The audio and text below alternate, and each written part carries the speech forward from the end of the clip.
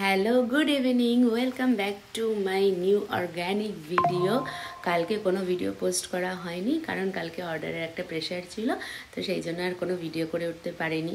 তারপরে weekdays, school, office সব কিছু ছিল, আর বিকেলে আমার একটা ডক্টর চেক আপও ছিল, তো সেই জন্য আর কিছু করা হয়নি। তো এখন আজকে তোমাদের সাথে ইভিনিংয়ে আর একটা ভিডিও সেই করছি, মানে তোমার শ্যুট করছি, পোস্ট করব বলে। তো কালকে মকর সংক্রান্তি গেছে, বাট কোনো কিছু আমার বাড়িতে হয়নি, পিঠে পায়েস কিছু হয়নি, পসিবল হয়নি করা। স্বাভাবিক অর্ডারের প্রেশার থাকলে তো আর ওগুলো করতে পারিনি। তো সেক্ষেত্রে আজকে বানানো হবে, চেষ্টা চলছে আমার, জানি না এখন কত দূর আমি করে উঠতে পারবো, বাট ডেফিনেটলি আমি আজকে ট্রাই করছি অল্প করে হলেও একটু পাটিসাপটা পিঠা বানানোর। জানি প্রচুর এফবিতে পোস্ট, ওয়াইটিতে পোস্ট, যে সবাই বানাচ্ছে, খাচ্ছে। আমার দেখে খুব লাগছিল যে আমি তো প্রতি বছরই প্রায় বানাই, কিন্তু এবছর অর্ডার ছিল বলে আর বানাতে পারিনি। তো যাই হোক, এখানে আবার গুড়টা ছিটকে গেল। যাই হোক, তো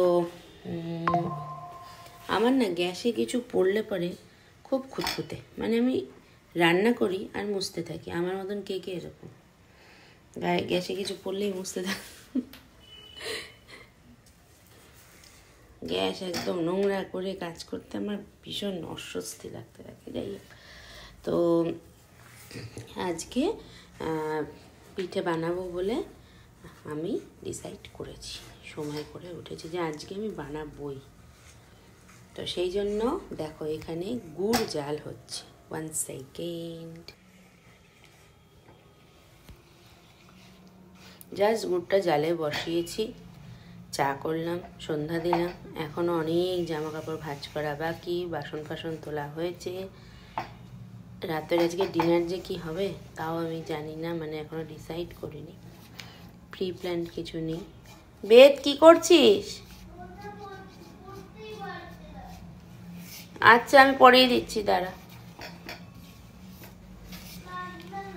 পেরেছিস?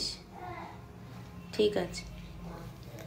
তো এখানে আজকে আমি বেদকে স্কুল থেকে আনার সময় গড়িয়াহাট থেকে যে দোকানটার থেকে দাদার থেকে গুড় এনেছিলাম, যে দাদার দোকানটা থেকে গুড় এনেছিলাম, খুব সুন্দর ছিল।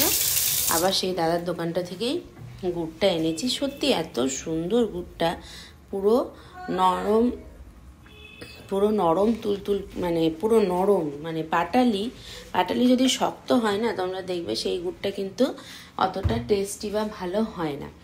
কিন্তু যদি গুড় নরম হয়, আমার না মনে আছে ছোটোবেলার গল্প, আমাদের শিলিগুড়িতে না অত গুড় ভালো পাওয়া যেত না, ঠিক আছে। এবার মা যথারীতি পিঠে করবে বলে বাপিকে বলতো গুড় আনতে। এবার তো বাপির জন্য এটা চ্যালেঞ্জ হয়ে যেত, বাপি গুড় আনছে আর ভালো হচ্ছে না। আর সে মানে কি এত শক্ত, পুরো ঢিল, সে নোড়া দিয়ে বাপি উপরে চাকু বসিয়ে নোড়া দিয়ে তাও ভাঙছে না। তাই বাপি এবছর আমার এখানে গুড় দেখে বলছে যে তোদের এখানে কি সুন্দর নরম গুড় পাওয়া যায়। বাট আমাদের সত্যি, আমি মানে ছোটোবেলাতেও দেখেছি যে আমাদের শিলিগুড়িতে না গুড়টা অত ভালো পাওয়া যায় না, যেত না আর কি। এখন আমি জানি না, বাট তখন অতটা মানে লাকিলি কোনো সময় ভালো হয়ে যেত, আবার কোনো বেশিরভাগই খারাপ হতো, জানো তো, মানে বেশিরভাগই খারাপ হতো। আর আমার মায়ের হাতের পিঠা খেতে সবাই যেরকম বলে অসাধারণ হতো, অসাধারণই হতো। কিন্তু হ্যাঁ, কি হয়েছে? হ্যাঁ, তো বললাম তো পরে দিচ্ছি, দাঁড়া। কিন্তু মায়ের পাটিসাপটা কোনো দিন নর্মালি উঠতো না, সব ভাঙা। মা কী করতো, গোবিন্দভোগ চাল ভিজিয়ে শুকিয়ে মিক্সিতে গুঁড়ো করে তারপরে করতো পুরোটা চালে।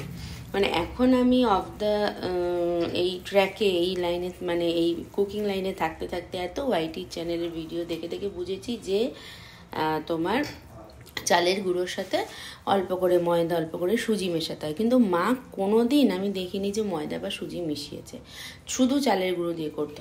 আর চ্যালেঞ্জ, উঠবে কি উঠবে না, উঠবে কি উঠবে না, কোনোবার উঠতো না, পিঠে ভাঙা হতো, কিন্তু খেতে অসাধারণ টেস্ট হতো, অসাধারণ টেস্ট হতো, কিন্তু ভাঙা থাকতো। থাকতো, গোটা গোটা থাকতো না, কিন্তু খেতে খুব সুন্দর হতো। যাই হোক, এখন যেমন রেশিওসগুলো আমি বুঝে গেছি বা শিখেছি, বা করতে করতে প্র্যাকটিক্যালি করতে করতে আমি বুঝেছি যে তোমাকে অল্প একটু রেশিওতে, সেই রেশিওটা তোমাদের সাথে শেয়ার করবো আজকে ভিডিওতে। হ্যাঁ জানি তোমরা অনেকেই জানো, বাট তাও আমি আমার মতন করে শেয়ার করব। তো যাই হোক, এখানে কথা বলতে বলতে দেখো, মোজা না পড়তে পারলে ছেড়ে দে, এখন তুই পড়তে বস, আমি দেখছি, পড়াচ্ছি তোকে। তো এখানে নারকেল কোড়া আছে, আমি নারকেল কোড়াটা এর মধ্যে দেব। আর এই দেখো মাওয়া কিনে নিয়ে এসেছি গড়িয়াহাট থেকে। তারপরে এই দেখো গোবিন্দভোগ চালের গুঁড়ো, এই প্যাকেটটার উপরে জি লেখা, মানে এটা হচ্ছে গোবিন্দভোগ চালের গুঁড়ো। কত কিছু এখন সহজ হয়ে গেছে আমাদের জীবনে, তাও আমরা যেন সময় পাই না, করতে পারি না। অথচ আমাদের মারা তো কত কষ্ট করে, আমার মা পিঠা বানাতো, আমি এখন ভাবি তাই, বাবা রে বাবা, চাল দুদিন ধরে ধুয়েছে ভালো করে, শুকোচ্ছে। আর আমাদের শিলিগুড়িতে, যারা শিলিগুড়ি থেকে দেখছো, যদি দেখো ভিডিওটা কানেক্ট করতে পারবে, কালো নুনিয়া চাল পাওয়া যেত আগে। এখানে গোবিন্দভোগ চাল একটা আলাদা, কালো নুনিয়া চাল একটা আলাদা। সেটা দোকানে, আমাদের ওখানে আমার বাড়ির সামনে মোদকের দোকান ছিল, মোদক কাকুর দোকান, মানে আমাদের টাইটেল বোধহয় মোদক মনে হয়, যতটুকু আমার মনে হয়। তো মোদকের দোকান ছিল, সেখানে বলা থাকতো যে কালো নুনিয়া চাল আসলেই যেন মণ্ডল বাড়িতে পৌঁছে যায়, এবং সেটা দিয়ে মা পিঠে করবে। আরেকটা টিপস তোমাদের জন্য, কখনো না গুড়ের জিনিসে এলাচের গুঁড়ো কখনোই দেবে না, একদমই টেস্ট বার যায় না। যদি পায়েস করো তাতে কেটে যাওয়ার সম্ভাবনাও বেশি। আর টেস্টটা গুড়ের গন্ধের সঙ্গে কখনোই এলাচের গন্ধ যায় না, ভালো লাগে না। কিন্তু আজকাল অনেক ভিডিওতে, অনেক মানে বড় বড় কুকিং চ্যানেলের ভিডিওতেও দেখি, বাট প্র্যাকটিক্যালি কিন্তু যদি খাওয়া হয় ওটা বানিয়ে, গুড়ের টেস্টটা কিন্তু সামহাও কোথাও একটু হলেও মিসিং হয়, এলাচ কিন্তু ডমিনেট করে টেস্টটাকে।